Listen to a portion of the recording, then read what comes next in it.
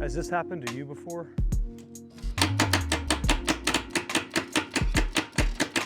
One of the things I can't stand is getting ready to do a job and then your equipment doesn't work. Today we're going to take care of this battery and this mower because I neglected it over the winter. I did zero maintenance on it, and that's something you should avoid if you can. So the goal today is to put a new battery in this first so I can get it up to the shop.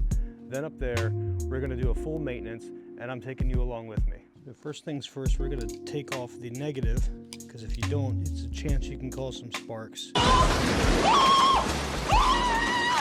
Take the negative off first, and never mind all the dirt on here.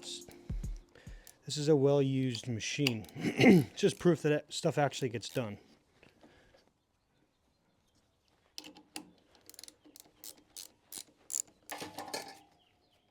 And put the tools in the leaves that are on the shroud. Got it. It's twice. So I've known that this needs a new battery since I bought it. I've had this machine for 3 years. It's a commercial X-Mark mower, and when I bought it used off of a guy on Marketplace, and I knew then that it needed a new battery. So I've been jumping this thing for a little bit, but today's the first day I cranked it and it just clicked. So went and got a new battery. And since these things move around a lot, don't take this thing off this battery holder and get rid of it. It's there for a reason. I'm preaching to the choir because it's something I would have done. And if I can't get it back on, it might be something that I actually do.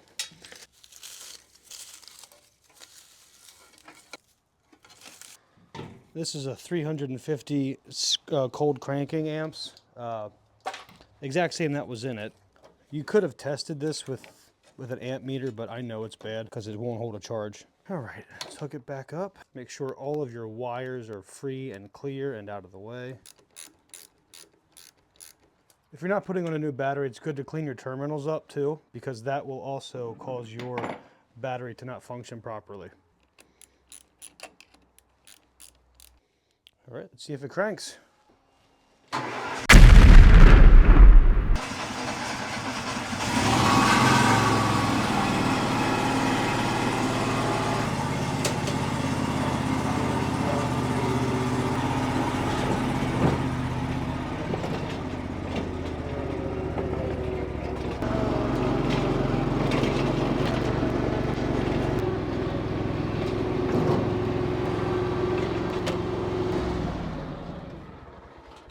Now that we're up here at the shop, I'm going to take this air hose and blow off all the debris that's down inside this engine.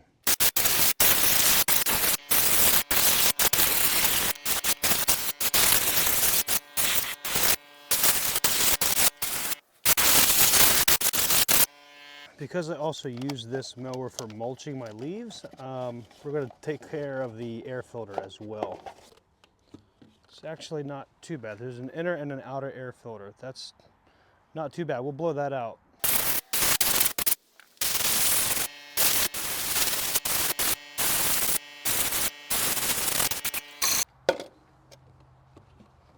One, two.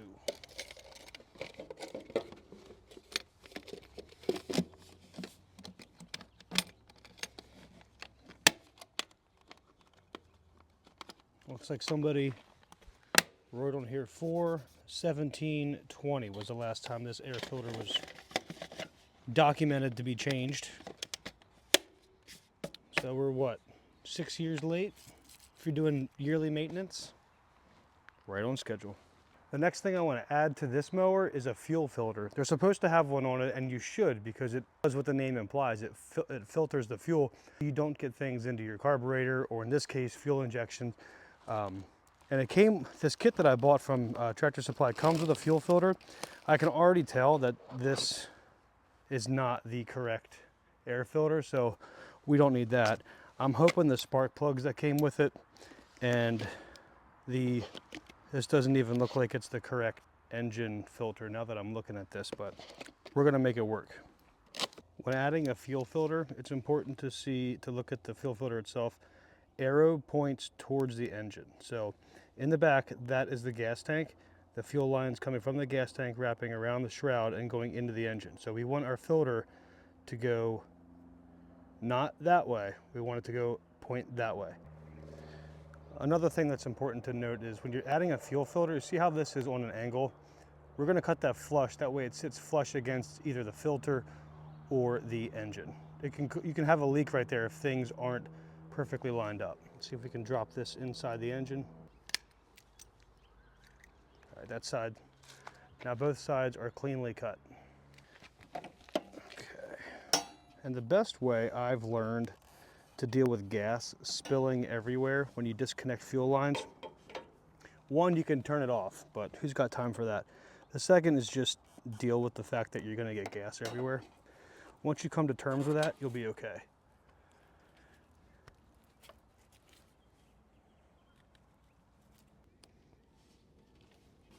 There we go. Fuel filter installed.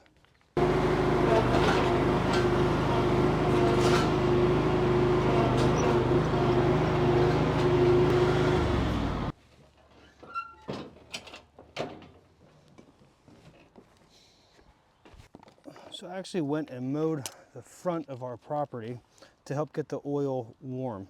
It's better to drain any type of oil when it's warm, as it flows better and it gets all the debris and things like that out a little easier. So make sure your engine oil is nice and warm. And for this, we can go ahead and take the plug off.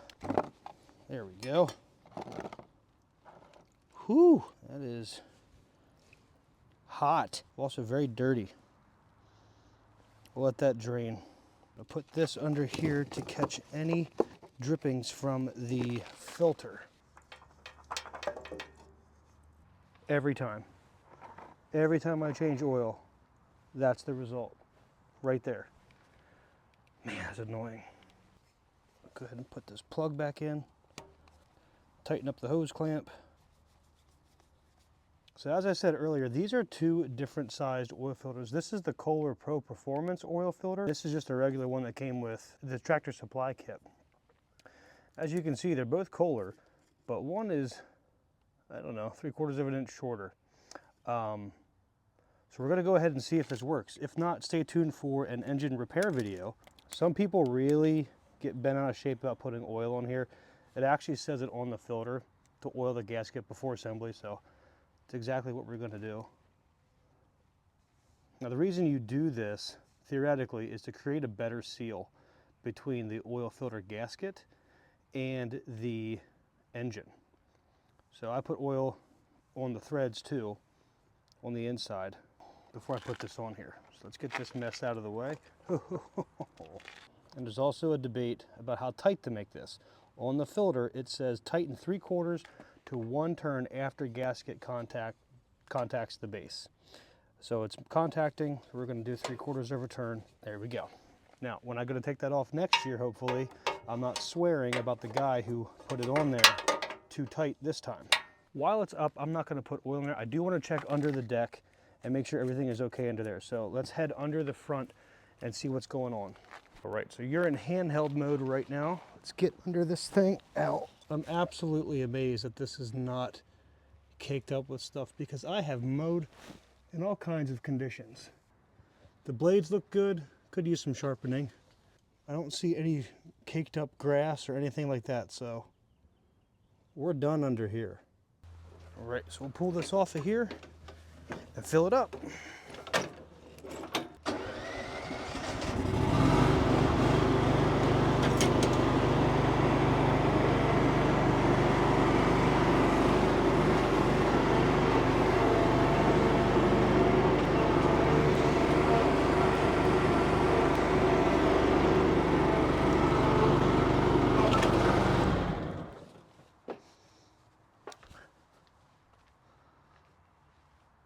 You know what I just realized?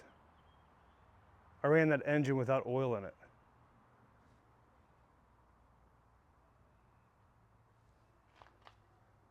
What a stupid move. What a dumb move. Do not run an engine without oil in it. Guess I really want that new engine video, huh? Thinking back on what I said, I even said, let's start this up so we can put oil in it or something like that. Wow.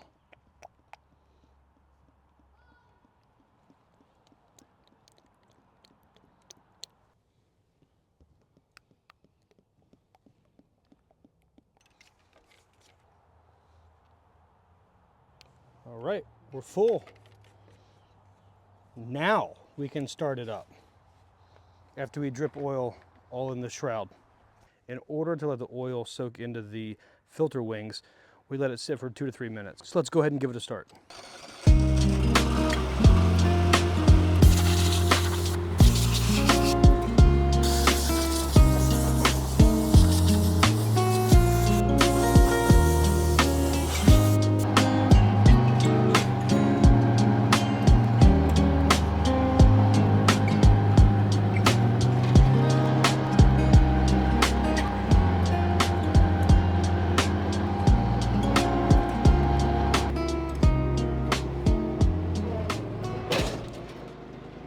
I want to thank you guys for clicking on this video and watching until the end. The next video is probably going to be a review of the ramps that I used today.